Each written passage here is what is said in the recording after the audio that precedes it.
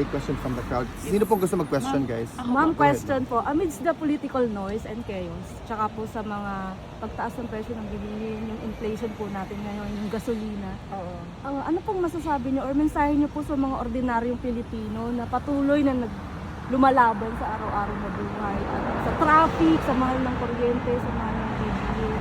And second question po, ma'am, as a leader, do you think there's still hope for the Philippines? Because can we go back or can we from being an ayuda nations? Because sa lahat po ng problema ngayon at sa lahat ng crisis na meron tayo, parang ang solusyon lagi ng gobyerno is ayuda. Oo. Unang-una, kung tama ba na inuuna tama ba na inuuna yung politika kesa sa problema ng ordinary family? Syempre hindi. Ako as a Filipino, no, and as a public official, hindi.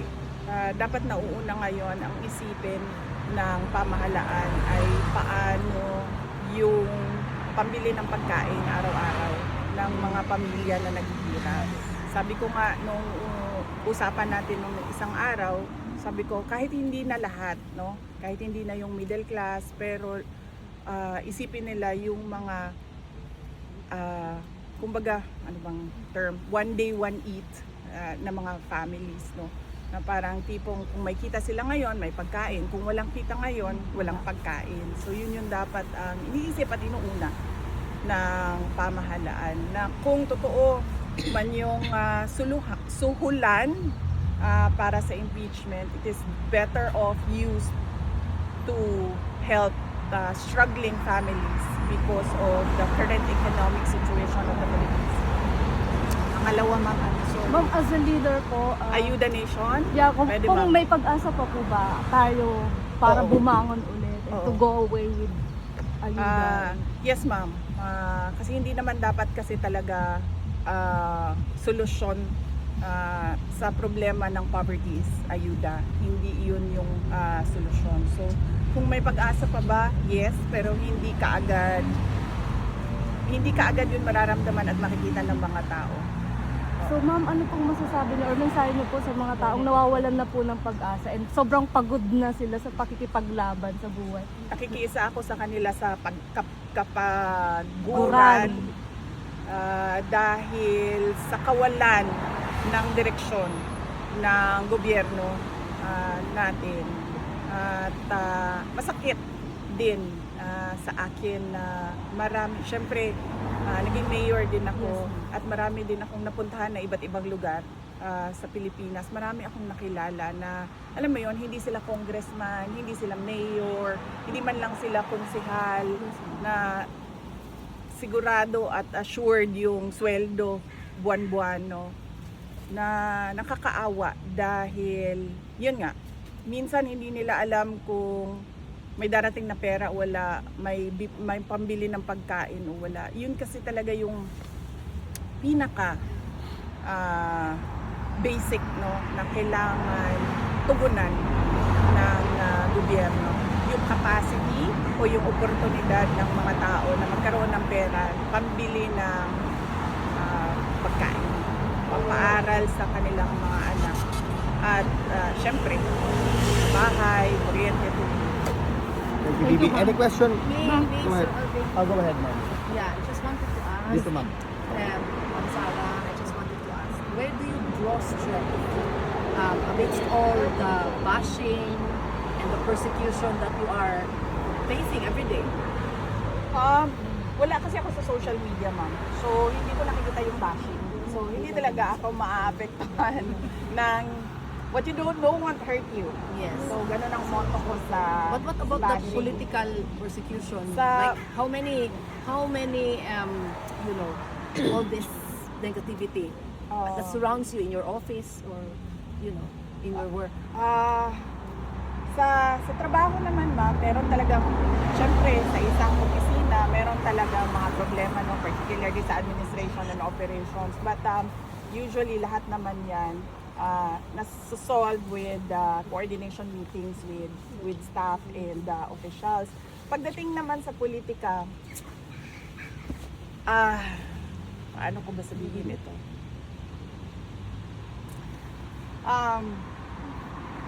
Alam nyo naman na hindi ko gusto maging president. Kaya nga ako hindi tumakbo noong 2022. Lalo na vice president. Kaya nga ako tumakbong mayor noong 2022. So para sa akin, kung manatili akong vice president, well and good. Mas marami pa akong matutulungan through the office of the vice president. Kung hindi man din ako maging vice president, okay lang din sa akin. So, yung makakatulong pa rin ako sa mga tao sa ibang capacity na, sa ibang pamamaraan. So, either way, hindi mawawala yung capacity ko na tumulong. Hindi ako parang gigil ba doon sa posisyon, kasi kahit anong posisyon naman, kung gusto mo talaga tumulong sa tao, pwede naman yun. And na-experience ko yun noong hindi ako tumakbo for congressman noong 2013. Pagkatapos ko nag-mayor, hindi ako tumakbo sa politika. Nag-abogado ako and nakatulong din ako, hindi as far and wide as the office of the vice president, pero nakatulong din ako ng mga tao bilang abogado. TVP, Grace, go ahead. Ma'am, first ma'am, kamusta yung pag-adjust yun sa weather na pabago-bago? In one day, ma'am, pabago Tinatanong ba? ako ng anak ko kanina kasi nag-ano ko ng sipon. Sabi niya kung sinisipon ba ako. Hindi man ako sinisipon, pero I think sa lamig, merong nasal drip. Oo. Or Baka sa allergy, pollen. ma'am. Yes, yan. Baka sa May quartz ang tawag. abog. Ano ba yung abog diri sa Netherlands? Daghan. Lalo sa Duterte Street. Hindi siguro sa pollen kasi I don't think may problema ako sa pollen, but sa dust sigurado ako may Yes. problema ako sa dust kasi alikabok, dahil pag nag-aayos ako ng gamit kailangan ko talaga mag-mask, because otherwise pagkatapos ng ayos diretso na yan sa ubo at sipon. And my question ma'am, as of yesterday ma'am, I think ang inflation rate natin is 7.2%. May mga investors ma'am, foreign investors na nag-aalangan o ayaw na mag-invest sa Pilipinas dahil po sa corruption na hindi na matapos-tapos. At the same time ma'am, may mga foreign investor na Pilipino na sa ibang bansa na nag-i-invest instead na sa Pilipinas dahil po yung corruption na hindi na natigil-tigil. Especially ma'am sa Vietnam na po sila nag-i-invest instead na sa Pilipinas mismo. Yes. Dati pa naman yan na walang investor confidence sa Pilipinas. Kasi unang-una, hindi tayo competitive tulad ng mga kapitbahay natin sa region.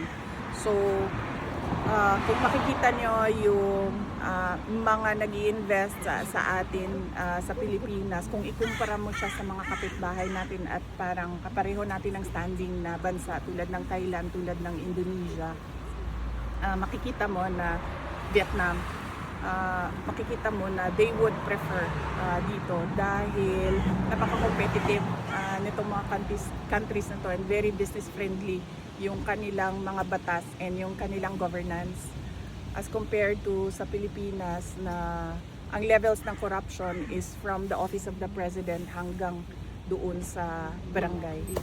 So hindi lang siya ngayon, I think nag-worsen lang siya ngayon na zero na talaga ang foreign investor interest sa Pilipinas dahil sa mga corruption scandals.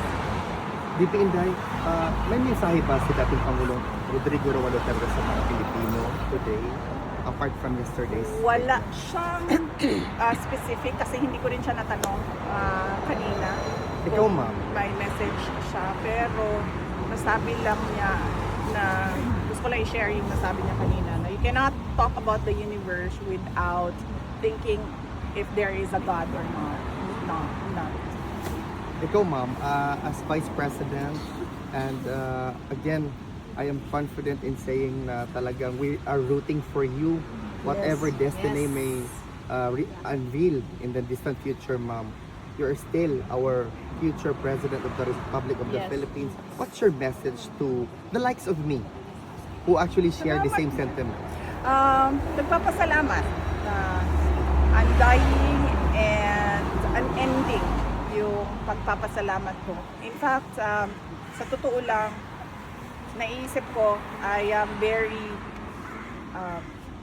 lucky dahil hindi lahat ng tao, hindi lahat ng politician, kung makikita mo, yung paniniwala at suporta ng tao ay laging nandyan. But in my case, kung makita ninyo, from 2016 kay PRD, noong midterm elections ni PRD 2019 hanggang 2022, nung sarili ko ng elections, ay nandyan yung pagtitiwala ng mga, even ngayon, no, na I'm besieged with paninira and unfounded allegations, nandyan pa rin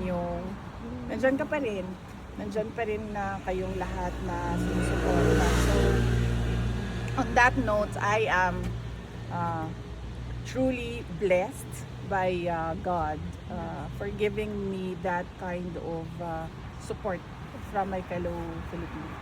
VP Inday, on behalf of the Filipinos supporting you, lumaban ka, nandito lang kami hanggang sa dulo. Mabuhay Yes, ka, VP mabuhay. Inday. Duterte!